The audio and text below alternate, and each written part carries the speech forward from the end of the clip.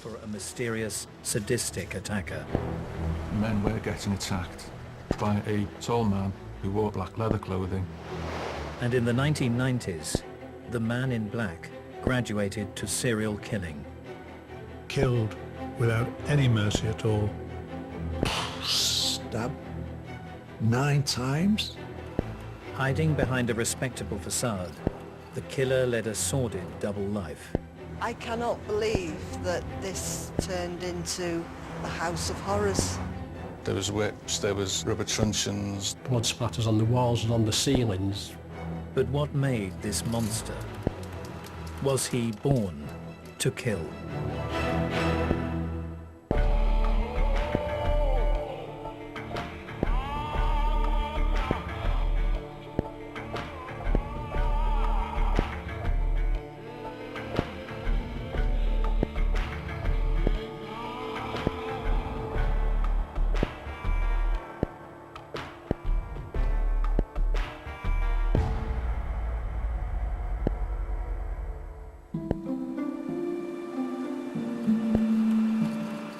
In the mid-1990s, the popular stretch of coast from Kinmel Bay to Pensarn in North Wales attracted thousands of holidaymakers looking for their annual dose of relaxation in the summer sun.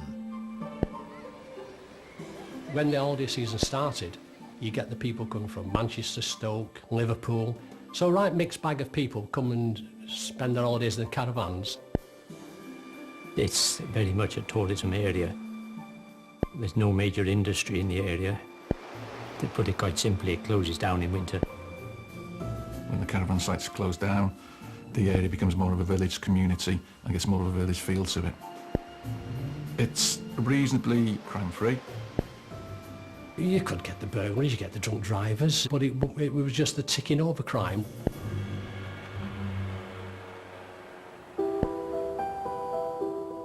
On December the 17th, 1995, 35-year-old father of 2, Anthony Davis, had been looking forward to Christmas, but had put his festive preparations on hold to help out an aunt in need. She wanted to go up to the graveside, you know, to see where her husband was buried, take some flowers up there. And unfortunately, on the way out to the cemetery, she's fallen and she broke a leg. Anthony and his wife Sheila would stay with their aunt at the local hospital all day. It was a typical act of kindness from the warm-hearted family man. You'd like him straight away. He's the type of guy that you can sort of get to know within seconds. You wouldn't get a word in edgeways with him half the time. He was really funny. He was absolutely full of life and he was always playing with us. He was absolutely brilliant. He was like an older brother. That's how close we all were, really.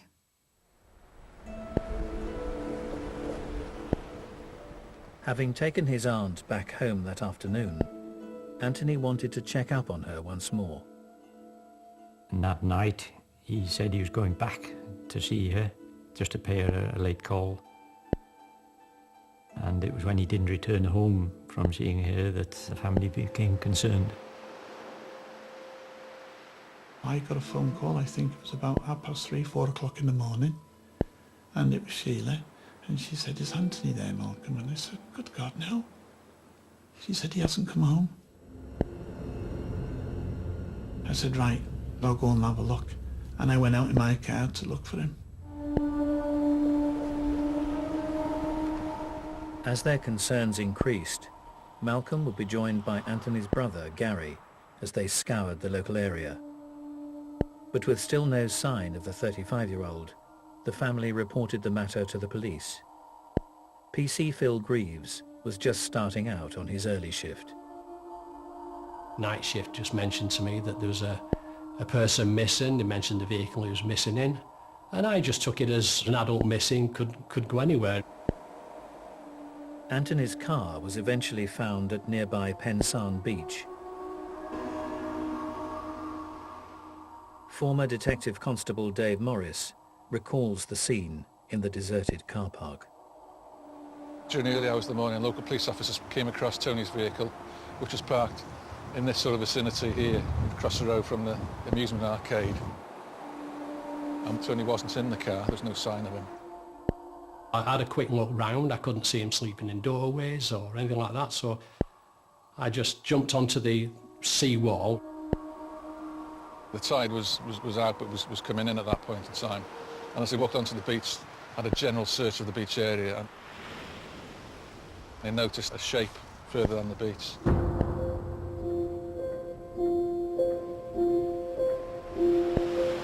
You could see it was a person, head towards the sea, feet up the beach, quite close to the water's edge. But the policeman's initial assessment was interrupted. I heard a vehicle stop and looked up, and a guy jumped over the wall rather quickly, comes running down the beach towards me. It was Gary Davis, the man who had spent the last few hours frantically searching for his missing brother, Anthony. He went down to have a look, and they were dragging him out of the sea. And Gary said, "Shine a light on him." And they shined a light, and he said, "That's my brother," he said.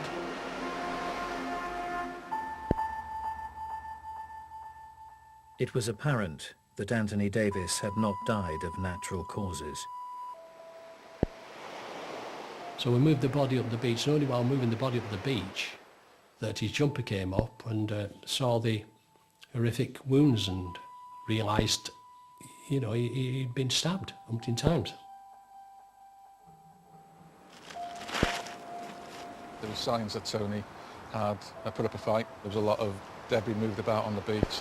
There was evidence in this area here of a struggle. There was blood on the stones, on the rocks, and eventually Tony Davis was stabbed to death and he collapsed and died on the beach here.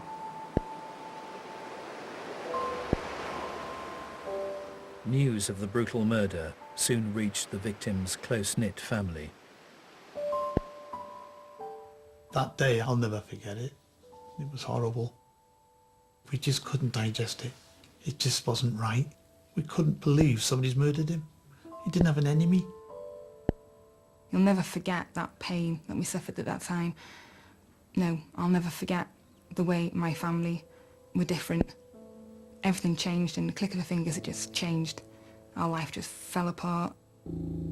As investigators searched for clues to Anthony's murder, they were aware that Pensarn Beach had been the scene of unprovoked violence before. Rumoured to be a gay meeting point, several men had suffered attacks by a mystery assailant over the preceding years. It was described, rightly or wrongly at the time, as a notorious stretch of the beach. We were aware that there'd been some men attacked on Pensarn Beach, historically, by a tall man who wore black leather clothing and quite violently assaulted and robbed people.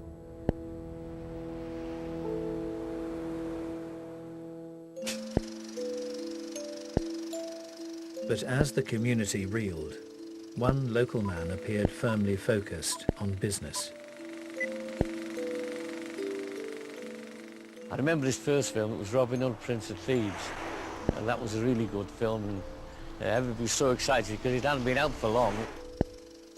The Christmas holiday was traditionally a busy time of year for local cinema owner Peter Moore.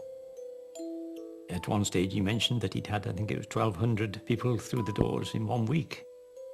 Championed as a saviour of the big screen, Moore had opened his first local cinema 5 years previously. He began by taking over the old cinema at Baggilt. He bought some old theatre seats from in Rill, I believe, and put those in. Understandably, the communities were only too pleased that the cinemas were opening in their areas. I thought he was great, and a lot of other people, the residents of the village, should think he was great. He was a very laid-back person, had a good manner about him, very polite. He was an ideal person to be running the cinema. Film enthusiast Peter Moore had been born 49 years previously in 1946. The Moore family moved to Kinmore Bay from St Helens when Peter Moore was a very young child. Catherine Hughes lived next door to the Moores and their imposing custom-built home, Darlington House. Kinmel Bay was very rural. It only consisted of a post office, a chip shop, a newsagent's and a confectioner's. Darlington House was the most prominent building, but everywhere else was fields. They were definitely well respected in the area, and they would have been one of the more affluent people in Kinmel Bay at that point in time. There was no other building around that was like this, and the status that it gave to the Moore family, it was almost like they were the lord and lady of the manor, and Peter was their, you know, up-and-coming prince, if you like. Peter Moore's parents made their money running a successful hardware shop on the ground floor of the property. I think it was more basically an ironmonger's from memory. Apart from groceries, I suppose he sold everything. And when you went in, it was pretty cluttered, like kettles and things hanging off hooks. As a boy, Peter had been doted on by his mother. Mrs. Moore loved Peter unconditionally. I don't think she believed that Peter could do anything wrong. I think her love for him was more than her love for Mr. Moore. He loved her to pieces as well. Peter Moore had always stood out from his peers. I think it was obvious to others that Peter was gay from when he was a young teenager. Certainly he was different from the other boys. The other boys knew he was different, and I think they treated him accordingly. Although close to his knee, Peter's father was dedicated to running the successful business. He was quite large in stature. You could tell that Mr. Moore had been a military man by the way he held himself, and he almost marched. But he liked to drink. He would have a whiskey tipple probably on and off throughout the day. My dad told me not to spend any time alone with him, so I don't know why, but that's what I was told to do. I do remember Mr. Moore, Mrs. Peter's father, coming in, and he was absolutely plastered from alcohol one day, and this was about 2 o'clock in the afternoon. Peter did mention at some stage that he had been violent towards him. I think Mr. Moore knew that Peter was gay, and I don't think he liked it. I do think Mr. Moore was probably quite homophobic towards Peter.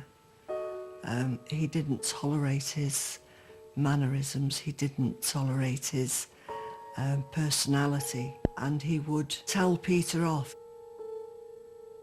When they're humiliated young, they want to be sure this never happens again, and they will resent the source of that humiliation deeply, whether it's their father, their mother, a teacher, whoever it is, that person is going to become symbolic to them. And when they get to the point where they have enough power to react against some symbol of that source, they will. Those that knew the industrious cinema owner could never have imagined mother. Peter's relationship with his father appeared very different. I never saw any affection between Peter and his dad, or Mr. Moore and Mrs. Moore. They were like two separate units. While the young Peter and his mother spent most of their time together, imagined the dark way his life would play out.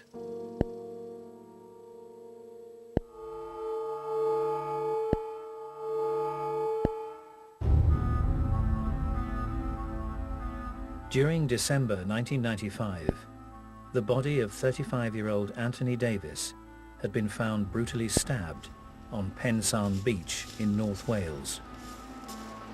It began to emerge that a series of attacks had been occurring in the region for decades at the hands of a violent, sadistic man. I had been aware of various assaults having been reported over the years. Men were getting attacked during the late hours of the evening. Apparently he was jumping out, following people, and he'd batter them. They were pretty violent attacks. They were generally attacked from behind with what we believe was a rubber kosh. One or two, I know, of the victims were lucky to survive.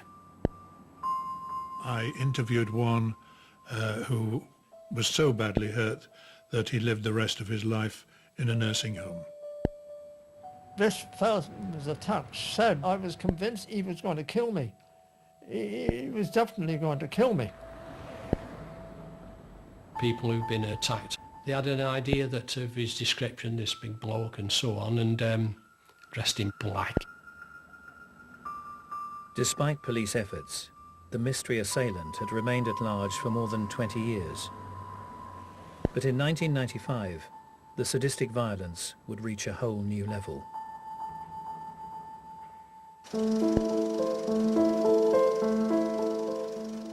On the 22nd of September, retired railway worker Henry Roberts had spent the majority of the day at home. It was a routine he had followed since the death of his mother 9 years previously. He lived in a pretty ramshackle place in Cargailog, a village just a few miles from Holyhead. Locally it was hinted that he could be gay, but he was a man who was respected. Henry was a bachelor, a guy who lived in the sea all his life. The people that knew Henry regarded him as a recluse, a loner, quite eccentric. Henry also had a controversial hobby. It was known that he had this interest in Nazi memorabilia. As a creature of habit, Henry would leave his ramshackle cottage and take a daily stroll to the local pub. Henry lived in this location here, but he would walk every day to Cargailog, which is just down the road here, about a quarter mile away, to the pub. And that was his lifestyle. He'd go to the pub every day and walk home back to his cottage. I think someone said he once spent up to £100 a night on buying drinks, and local people knew that he had a fair amount of cash. So regular were his visits. When Henry didn't show up at the pub for 3 days in a row, locals became worried. He hadn't been seen in the pub for a couple of days, so they were concerned for his welfare. Some guys from the pub came here, they came through the gate, walked into the yard, and that's when they found Henry's body. He'd been lying there for some time. As police arrived on the scene, they were shocked to discover that the 56-year-old had been the victim of murder. It was a horrific attack, a brutal attack. Henry Roberts had been stabbed dozens of times. His trousers had been pulled down. His bare buttocks were on display. And it was quite apparent that he'd been stabbed to the buttocks on a number of occasions. A post-mortem would reveal that the killer had delayed the fatal blow to prolong the victim's ordeal. When you stab someone and they don't die, they're in pain, they're suffering, and this is arousing for an individual who's sadistic. He disabled the person, made him suffer, and then after an extended period of time, finally killed the person, just to prolong the sexual stimulation of the entire act. Investigators had little to go on, but one sighting offered a potential lead. A van had been seen in the driveway, not on the night of the murder, but some days before the murder. So there was a lot of concentration on trying to identify the van and the driver of the van.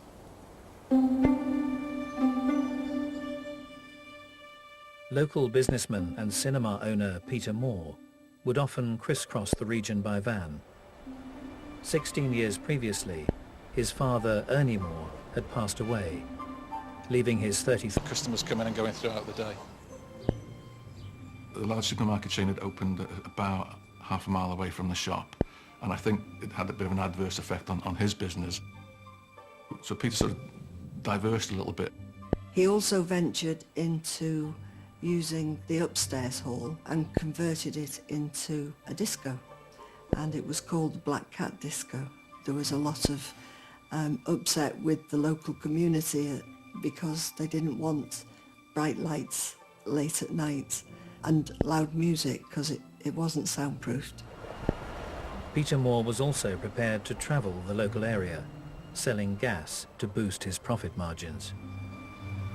The caravan people could phone him up at 10 o'clock at night and say, Peter, look, I'm run out of gas, and he'd just jump in his van and deliver the gas bottle down there, and then they thought he was a wonderful man.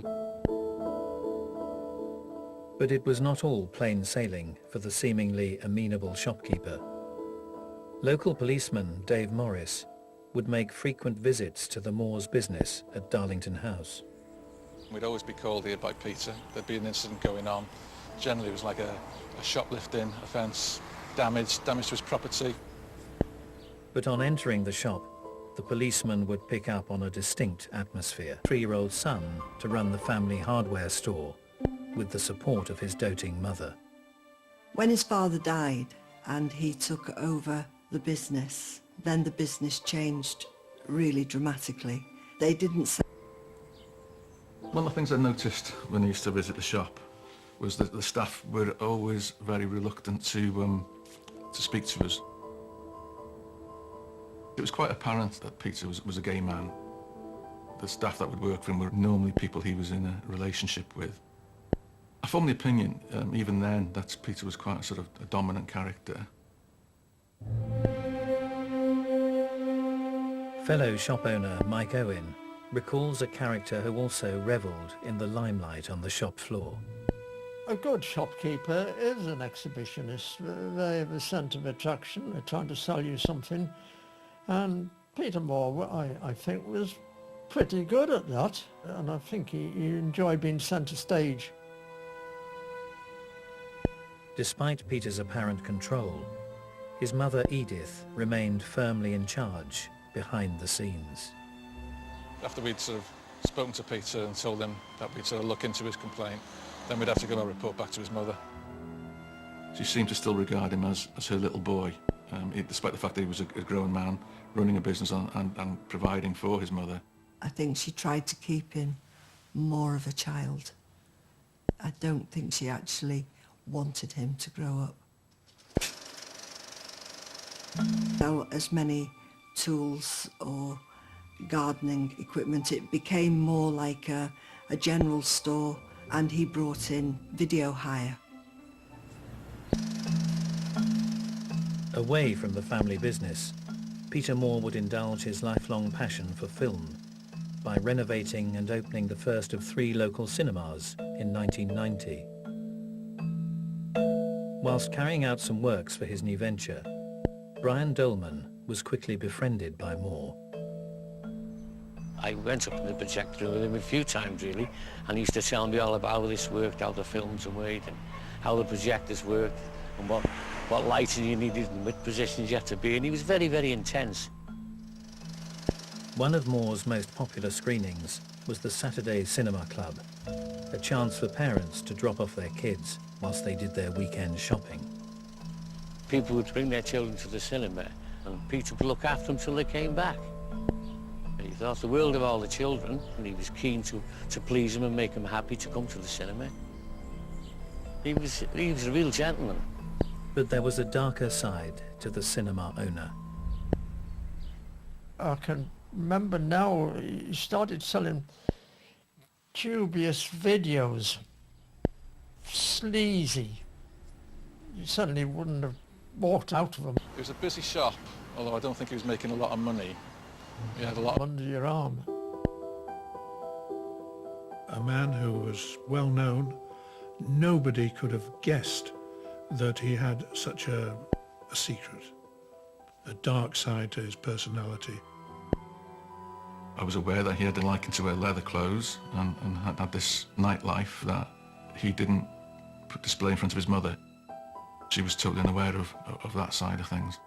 When he went out, he was always dressed in black. It was his trademark, the long black leather coat, either a black or a dark grey shirt, black tie, black trousers. And as he cruised the local streets, no one could have imagined the secret life that was unfolding in the increasingly twisted world of Peter Moore.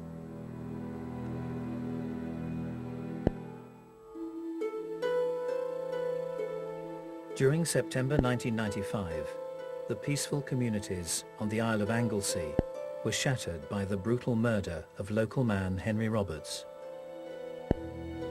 Only the sighting of a van offered a potential clue to police as they hunted down the sadistic killer.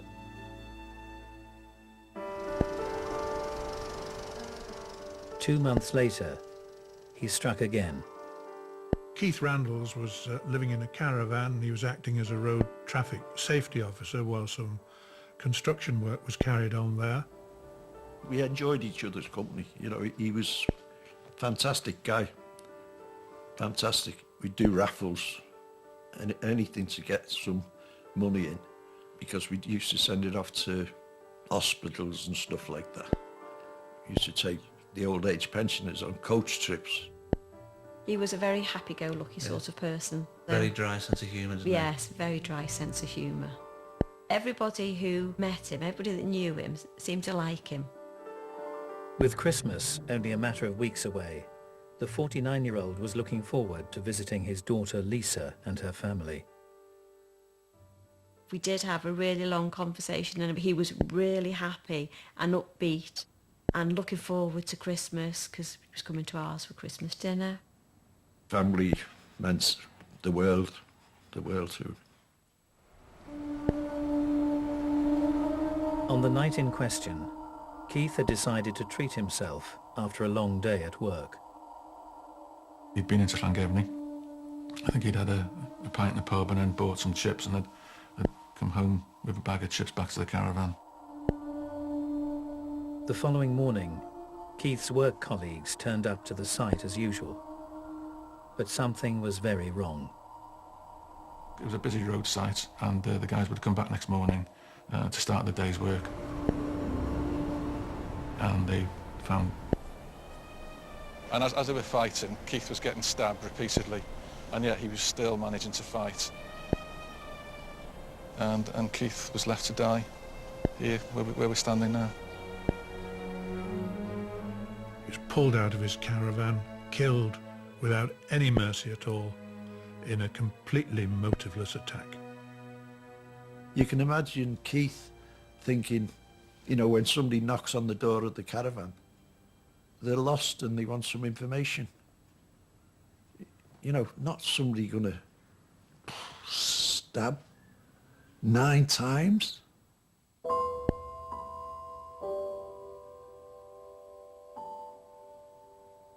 It completely tore us all apart.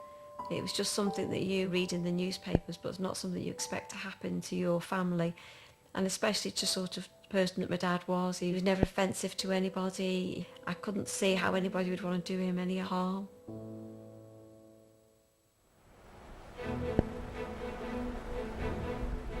The brutal stabbing bore all the hallmarks of the recent killing of Henry Roberts, less than 10 miles away. The police had to look at the possibility that there was one person responsible for both murders. Both males, both live alone, both stabbed to death.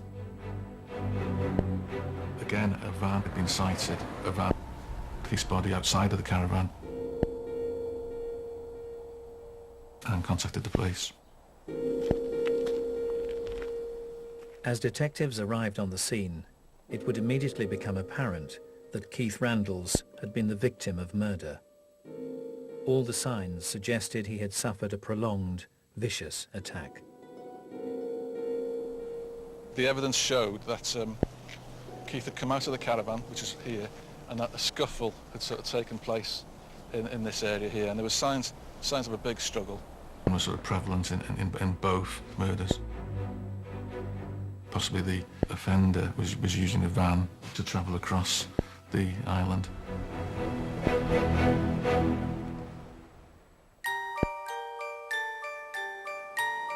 Just an hour's drive east, Kinmel Bay businessman Peter Moore was now living on his own, following the death of his beloved mother 19 months previously. When Mrs. Moore passed away, Peter was heartbroken and he became quite introvert. He seemed to have a lot of pent-up anger, which I never could understand why. But I just felt that he's grieving for Mrs. Moore, grieving for his mum.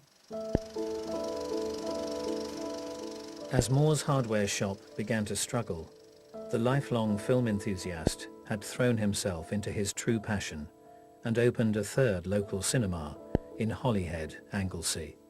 I think Peter probably did want to build an empire. I think he probably had a vision that he would open lots of old cinemas and wake them up. At that time, there was great interest in North Wales because this was the man who was resurrecting the cinema trade. But in reality, the cinema business was struggling, and Peter Moore's private life was also spiralling out of control. Once his mother died, he became entrenched in the S&M underworld because it wouldn't matter to him if he was discovered. He would not lose his mother's love because she was dead.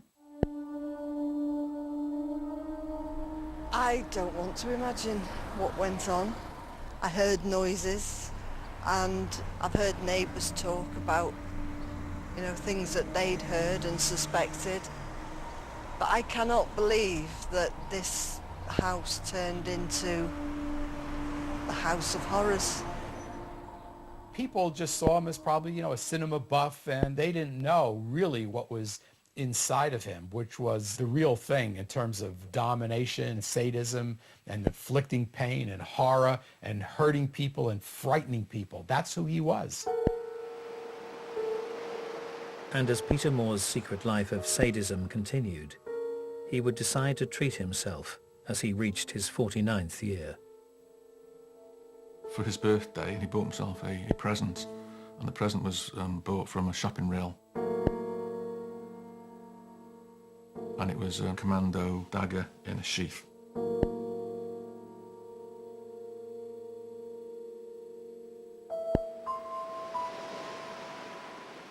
Three months later, in December 1995, Anthony Davis became the third man to be murdered in North Wales within a matter of weeks. For Detective Constable Dave Morris, there was no doubt that the Anglesey killer had struck again. There were some striking similarities to the previous two murders. There was a lone male, alone at night, and had been stabbed to death. The latest killing had been perpetrated on Pensarn Beach, a known meeting point for gay men, and the scene of several violent assaults over the preceding years. They did immediately appeal to the gay community for information through the press. And within a matter of days, the police received an anonymous tip-off. A gentleman described being approached by this man in black leather on Pensarn Beach and taken to an address in Kinmel Bay. At that address, he was badly assaulted. He'd been beaten, he'd been lashed, and he believed that he was going to die at the house and was lucky to get away with his life. As an ex-Bobby on the beat, Detective Constable Morris was tasked with finding the house in Kinmel Bay. The caller gave a description of the house, and he described as he drive along the coast road to the traffic lights in Kinmel Bay. I loosely followed the description to the traffic lights. You turn right, and the house is on the right-hand side. And the house that lay before him was a familiar sight. It belonged to local businessman Peter Moore. I was able to make the connection. Peter Moore lives in that house. I know Peter Moore's a gay man. I know Peter Moore wears black leather because I've seen him. So I formed the opinion that he was a very good suspect. Police then established that Moore was hiring a van that matched the description of those witnessed at the murder scenes. He was arrested. A knife was found in the van, and as police entered Moore's family home, they found evidence linking him to the murders of Anthony Davis, Keith Randalls and Henry Roberts. In the hallway downstairs, Tony Davis's coat was hanging up. It'd been washed. Underneath the settee in his living area, they pulled a video recorder out and it corroborated with the serial number of the video recorder taken from Keith's caravan. There was a swastika flag hanging up in this bedroom. He'd actually taken that swastika flag from Henry's property. Sexual murderers will very often take souvenirs or trophies from a crime scene, and they do it so that they can relive the crime by using the object that they took as a stimulus for their fantasies. Inside the once grand Darlington house, investigators would find further evidence of Peter Moore's secret life. In the house there was all sorts of unusual things. There was whips, there was rubber truncheons, there was German helmets, German caps, and there was signs that S&M activity had been taking place in the house. There'd be blood splatters on the walls and on the ceilings that marked the place where the blood had landed from, some sort of whip or something similar that would flick blood onto the ceiling.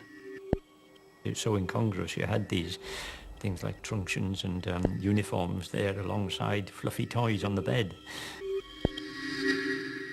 And the unusual thing was that all the rooms had various signs of the S&M interest, but his mother's bedroom was kept intact.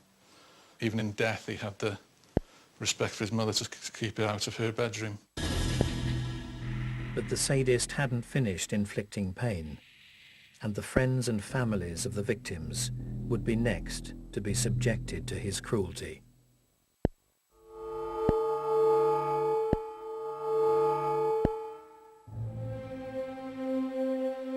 In December 1995, local cinema owner Peter Moore had confessed to the sadistic killings of 3 men in North Wales.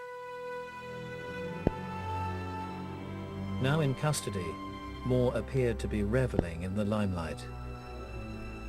He came out of Colwyn Bay cells into the prison van, and under normal circumstances the offender's covered, but when he came out he almost looked at the cameras and seemed to wallow in the fact that he was the man that's done it. He would pose and he would smile. I mean, he was a very wicked man. Looking on in pain and horror were the loved ones of the men whose lives he had viciously snuffed out. He was televised a lot and shown pictures a lot, and it could be quite distressing putting the telly on to see him waving his arms about. I can remember seeing the picture of him on the telly with his cuffs on and kind of making a gesture of his hands in the air like that, you know, and I'll never forget that. I think he just enjoyed being the center of attention. It was his 15 minutes of fame, the cameras were there and they were rolling and he was going to put on a show. Moore had confessed to the 3 murders, as well as over 50 assaults carried out in North Wales. But the exhibitionist didn't want the show to end. He told us about a 4th murder, a murder that we weren't aware of. We didn't know about the murder of Edward Carthy at the time that we were investigating the other murders. It was very much a revelation to us, really. Moore provided a detailed map, pinpointing exactly where he had cruelly knifed to death the vulnerable man in the tranquil beauty of a forest. I think there was an element of him exercising his control, his domination over the police. There's no doubt that he got some form of pleasure from telling us about a murder that he committed that we didn't know about. Basically, literally one he got away with. The reason that Moore, when he confessed, actually revealed another victim that the police did not know about is because now that he's caught, he wants to take charge, and he wants to be quite infamous and notorious. Peter Moore faced trial for the 4 murders in November 1996. In court, his brazen behaviour would become an increasingly harrowing experience for the victims' families. Every time he talked and we were watching him, he'd have eye contact with us, and he kept looking at us with a smirk on his face. I couldn't help it. I had to look at him, and He just looked straight back at me, and there was just nothing but what looked like humour behind his eyes. Yeah, he was just smirking. He was absolutely enjoying every minute. It's as if he was on stage. He thought himself a Hollywood star. Going to and from the court, you'd see a big smile and his hands in the air. Look at me, I'm Peter Moore. I'd bloody give him Peter Moore. Despite his bravado, Peter Moore was found guilty of all 4 murders and sentenced to life in prison. He didn't look remorseful once. There was never any hint at all of any upset or anything from him. Ultimately, one question remained. Was Peter Moore's murderous campaign the final act of a sordid and violent script? Or was he born to kill? The attacks may have been motivated because of his relationship with his father as a child growing up. A good thing. No, this begins 10, 15, 20 years earlier in the offender's mind, in his fantasies. I do think Peter Moore was born to kill. I think the attacks throughout the 1970s and the 1980s were preparation for what was to come. I think it was always inside him. And once he'd committed that first murder, there was no going back then. I think he was born to kill. He went out intentionally to harm people. For whatever reason, he was out to kill. I think bad men come up with excuses. There is no excuse for what Peter Moore did. I would say he had the predilection to become a killer simply because of the way he naturally took on the sadistic role. He certainly was vulnerable to becoming a killer.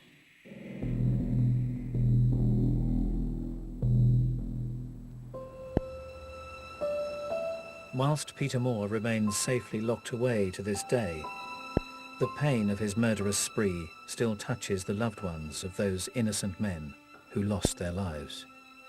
We have a lot of family get-togethers, and we are close family, aren't we? So any special occasions, any events that happen, he's always missed. He should be there, and he would have been there. So he's always missed. He was attacking men in the late 50s, 60s, possibly, as you could argue, his father's generation. The majority of the guys were all coming home from the pub. Peter made it quite clear to me that he didn't approve of drinking alcohol. His father drank alcohol. He didn't like his father drinking alcohol. He was attacking his father's way of life. He was attacking his father, basically. Individuals like this, they don't wake up one morning and say, I think I'll go out and kill 5 women or 5 men and torture them to death. That sounds like We've never been able to move on. I think we've got to the stage now we just live with it. I know my wife misses him. I see her of a night time sitting there and I can see the tears. That's how much she misses him. Anthony's memory, that's what we live for now.